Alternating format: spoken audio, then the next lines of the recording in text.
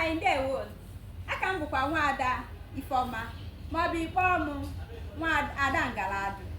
Ihe wetara anyị n'ụbọchị tata bụ afịa anọ enwere n'ala Igbo ya na ihe afịa ahụ pụtara. Asị m gịnị?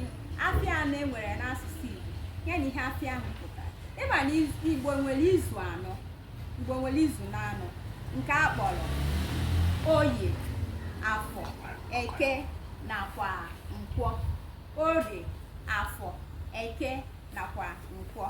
Aga m eme ọfụma ịkọwara unu ihe afịa anọ ahụ pụtara n'asụsụ Igbo.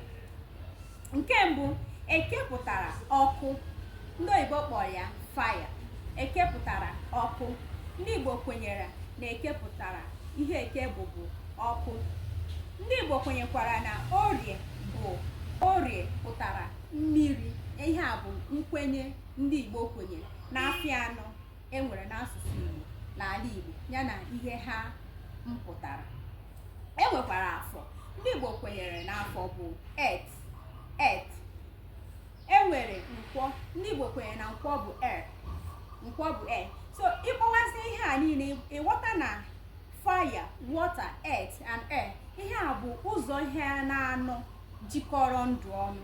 Ụzọ ihe anọ jikọrọ aka wee bụrụ ndụ anyị nwa. Ndị Igbo kwenyere na ụmụ afịa na ihe ha mpụtara bụ ihe ji ndụ anyị nwa nwere. Biko, ihe a bụ nke m wetara n'ụbọchị taa.